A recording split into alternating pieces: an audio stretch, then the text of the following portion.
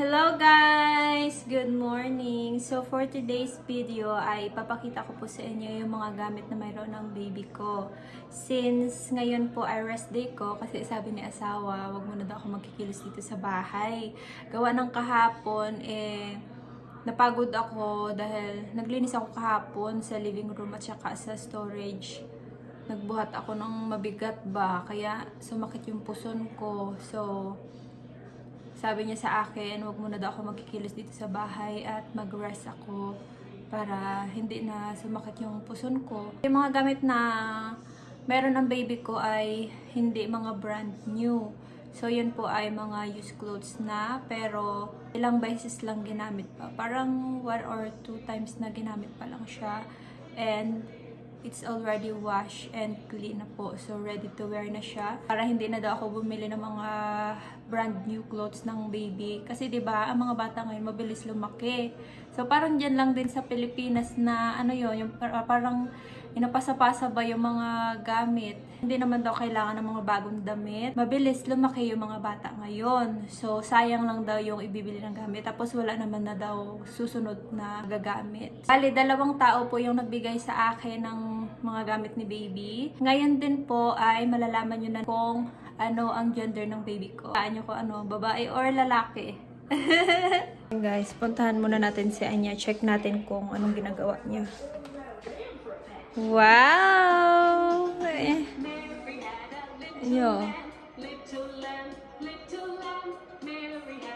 Yan lang ginagawa niya dito.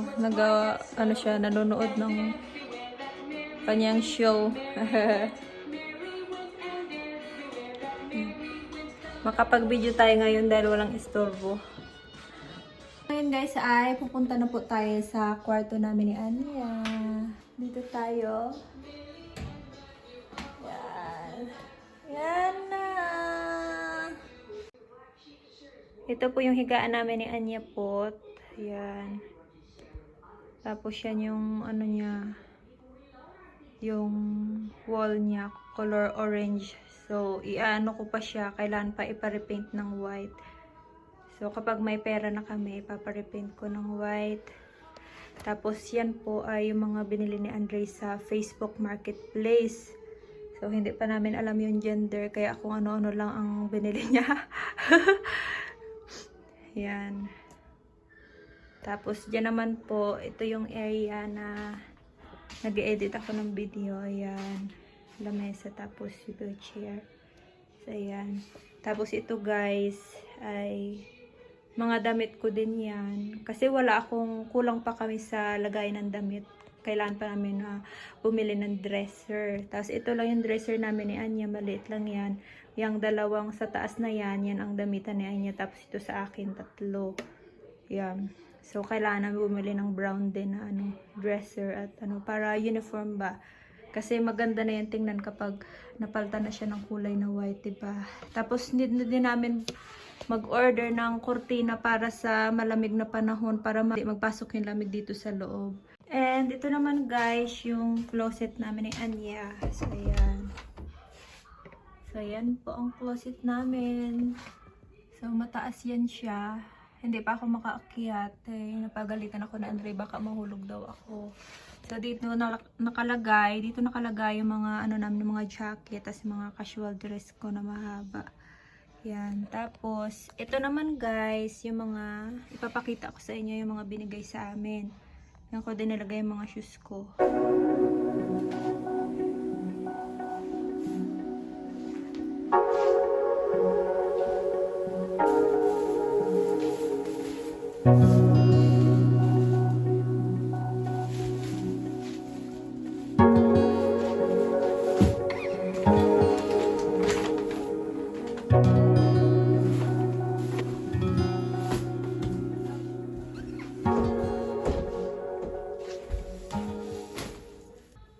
Maupo tayo guys para hindi ako mahirapan ba. Yeah. So ang unang ipapakita ko sa inyo ay yung binigay ng anak ni Andre, yung stepdaughter ko. Ito ay mga binigay niya pa dati para kay Anya pero hindi nadala ni Andre sa Pilipinas. So So, ito yung mga pinag-iitan ni Anya pala. Tinabi ko din pala dito siya. Lahat ng damit ni Anya, yung mga ginamit niya dati, galing sa anak yun ni Andre. Ito pala guys, itong mga nakalagay sa karton, kailangan ko pa siyang labahan. Kasi na-stuck na siya. Pero yung binigay ng neighbor ko, galing kay Miss Anya, ay hindi na siya kailangan labahan. So, ready to wear na siya. Pero ito, need pa labahan siya. So, ito muna guys. Kay Anya, pang winter clothes. Kita nyo? Ayan. Pang winter clothes siya. So, then, winter clothes din. Kay Anya to.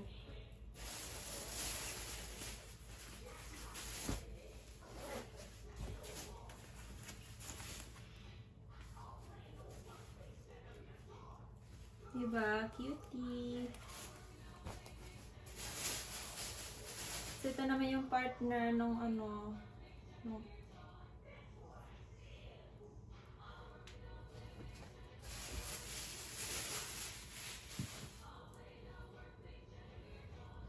Ito yung para sa baby. Ayan.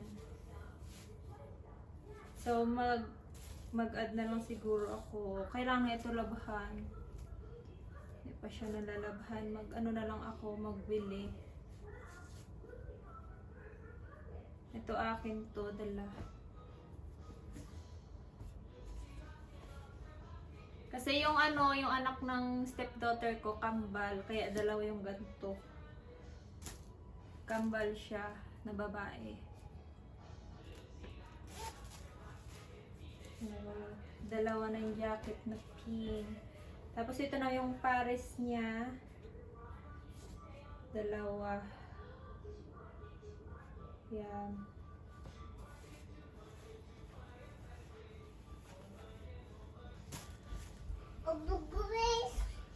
Oh, Anya, look, Anya. You want this? Look. Yan.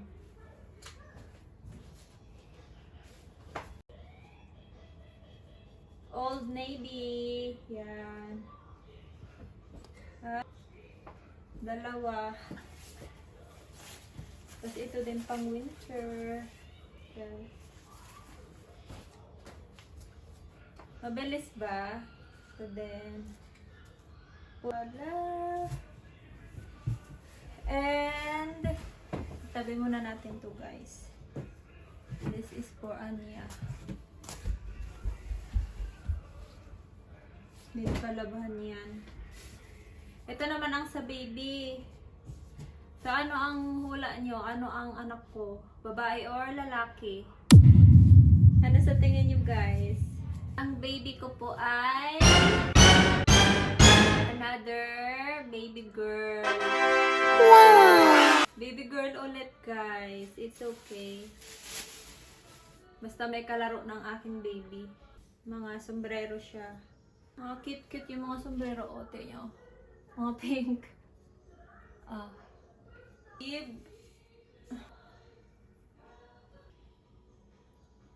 Cutie! Oh. Kita niyo ba? More underwears. Oh, diba? Sabihin niyo sa akin kung kailan ko pa bumili. Oh. Yung iba dito, mga bago pa, hindi pa nagagamit.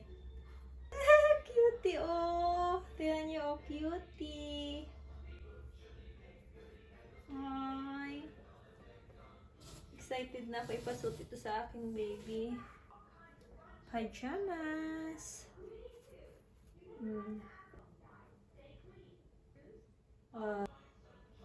Partner siya. Parang American flag. Cutie, no? Oh. Ala. Pero ito dito guys, ito ay pang premature baby. Ibig sabihin, mas maliit pa siya sa newborn. Kasi yung pinanganak yung kambal ni stepdaughter ko, premature siya, parang 7 months. So, kaya yung mga damit nila, mga maliliit. Pero, try ko pa din, baka kasya pa din sa baby ko. Baka kumasya pa din siya, di ba? Oh. Ah, cutie! Mga pang premature baby. Para... Tingnan nyo guys, oh. Shoes. Shoes, right? This is for your baby sister. Shoes. You have your own shoes, baby. Mahilig talaga sa inyo sa shoes. Tapos ito, mga socks. This is your baby sister socks. Yes. Yes, baby sister socks. Yes. This is not yours. This is for your baby sister, my love. Oh, kasi siguro to kay Anya. Dito naman guys, yung pang newborn talaga siya. Mga white, ano lang ba? So, kailangan kong bumili ng mga pajama na lang na pang Paris dito. Pajama na mahaba. Kasi need na yun ng baby ko gawa ng malamig hanggang February yata, hanggang March. Ayan. 4 months yata ang winter dito. Yan. So, puro ganito lang naman itong white na to. So, need ko din ito labhan. Ito naman, malalaki na siya. Pang malalaki na. Pero mabilis lang naman lumaki ang mga baby, oh.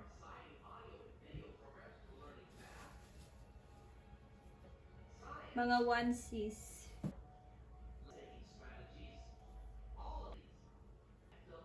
And din ko pa pala magpabili ng baby laundry detergent para malabhan ko to. Kasi yung ano dito masyadong matatapang ba? Masyadong matatapang yung mga laundry ano nila. Cutie!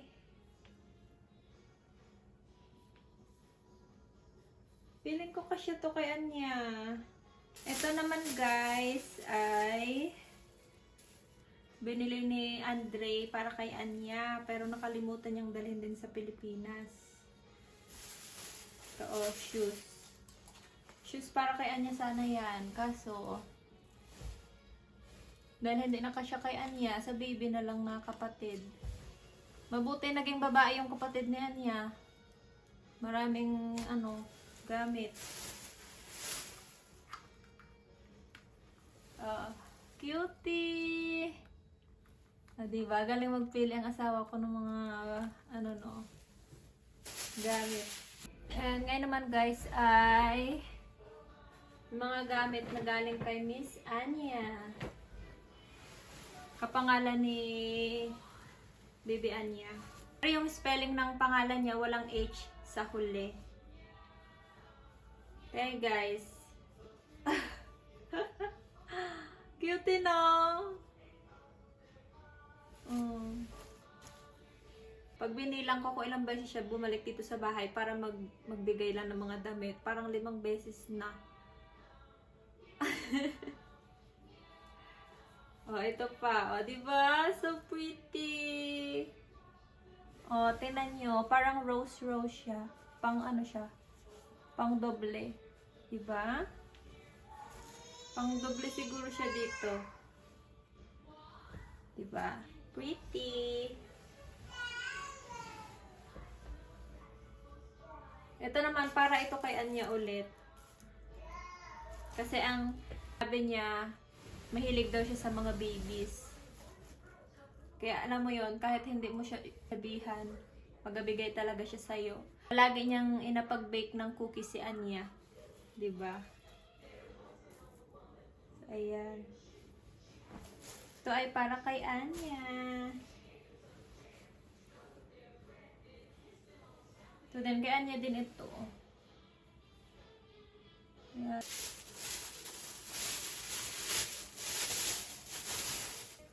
Para kay Anya. Kita nyo? Ito naman yung mga bonnet.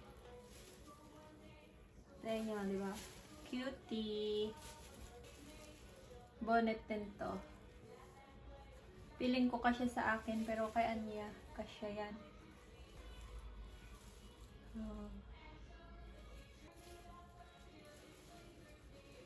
Ito kay Anya din.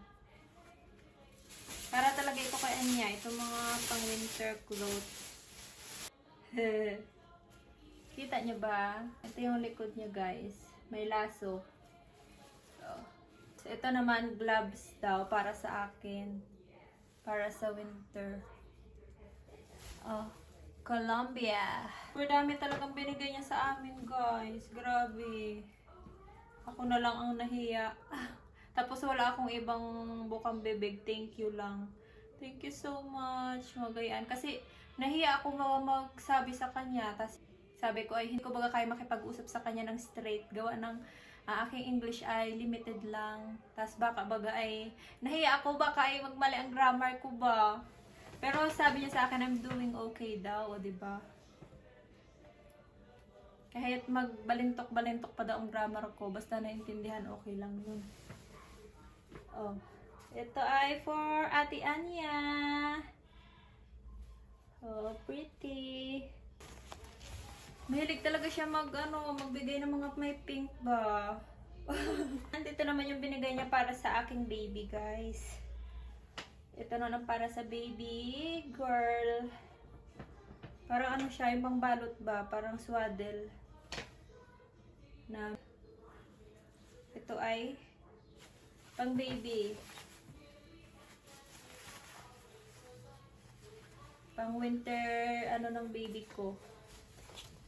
3 to 6 months siya. So then, for the baby din. Swaddle din para sa baby. Yung pangbalot ba? More pink.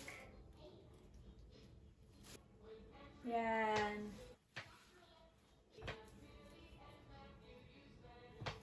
Ito kasi ito kay Ate Anya. Tapos ito naman yung mga laruan na pinambigay niya kay Anya. Yan. Teddy bear. May shaker siya. Ito naman si Peppa Pig.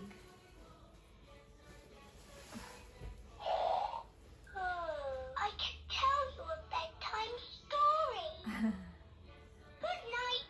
It's bedtime. Diba? May battery siya. May mga pa dito, mga maliliit na toys for Anya din.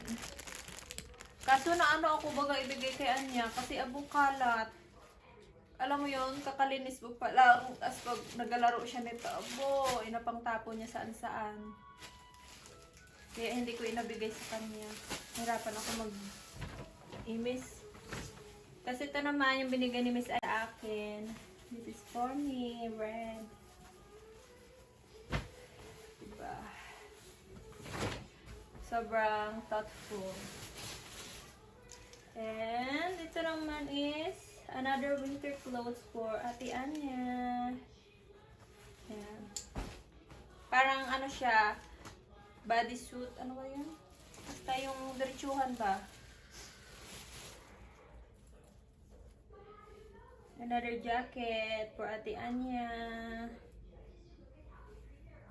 Ayan. Tapos pang Christmas outfit niya. Ah, cutie.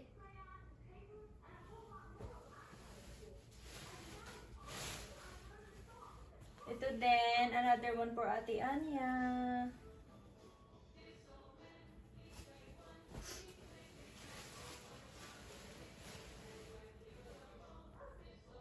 Ito naman ay for the baby girl.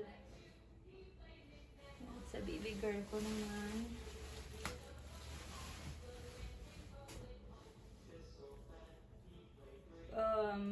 Para sa baby girl din ito. Hindi na ito magkasya kay Anya, kay malaki na si Anya. Oh, daddy's girl. Alam siguro ni Miss Anya na kamukha na naman ni Andre ang aking anak ay. Yan, o diba? Dami no, daming blessing. Thank you, Lord. Ito another underwear. And cutie. Diba? So cute. And meron din shoes ulit ang baby here. Para sa baby naman ito, again.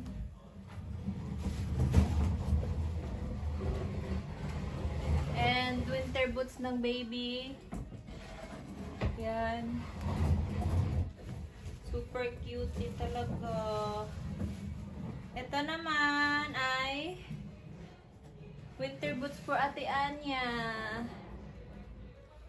Look at that, so pretty. And another winter boots for Ate Anya again. Nagailaw ito, oh. Nagailaw siya. So, ito ay kapag nagayelo na talaga. Alam mo yung nagayelo niya? May ano kasi siya sa loob, parang thermostat. Ano yun? Yung parang pang ano ba? Pang block ng lamig. Meron din diba ako nito, nabili ko sa Goodwill. So, yan lang lahat. Ang ginawa ko guys para mag-thank you doon sa mga binigay ni Miss Anya sa akin. Binigyan ko siya ng lumpiang gulay, chicken, at saka beef. Tapos, sobrang natuwa ako dahil nagustuhan niya yung mga lumpia na binigay ko sa kanya. Diba? Tapos, ang sabi niya sa akin, pwede daw siyang magpa-order sa kanyang store. Kasi ano siya, may-ari siya ng thrift store ba. Every Tuesday and Thursday ay nagkakandak sila ng, alam mo yung food giving. Nagabigay-baga sila sa mga poor people dito sa part ng Scott City ng mga food pack para mapunan yung pangailangan ng mga poor people dito sa Amerika. Tapos, tinanong niya din nga ako kung kailangan ko daw ng food pack. Sabi ko, hindi na kasi meron naman kaming pagkain. So, kailangan na ibigay na lang nila yon sa mas nangangailangan. Alam ko na nagsistruggle pa rin kami ngayon dahil nasa transition stage pa kami. Tapos, hindi pa ako sanay sa buhay dito sa Amerika. Kahit iniisip niya na dapat mag-save siya ng pera, inapagbigay niya pa rin ako. Alam mo, yung mga gusto ko na kainin, mga gayaan, inapagbigay niya pa rin ako kahit super mahal. Kasi nga, buntis ako. And, sobrang thankful ako dahil naintindihan ako ng asawa ko. Pero, sabihan ko din ang sarili ko na huwag baga masyadong maarte baga sa inakain. Kung ano lang yung pagkain na nandyan ay yun din yung kainin ko na sanayin ko yung sarili ko na kainin yung mga pagkain na dito na at wag na hanapin baga yung iba. So, saka na lang baga bumawi sa pagkain kapag talagang kaya na. Bayad mo na yung mga bills lahat. Saka baga mag-inarte sa mga pagkain. Papasalamat talaga ako kay Lord dahil simula sa pool ay kasama namin siya sa lahat ng sitwasyon na meron kami sa aming buhay. Talagang hindi niya kami pinabayaan. Tandaan natin na hindi tayo pababayaan ng Lord at hindi niya tayo bibigyan ng mga problema na hindi natin kaya.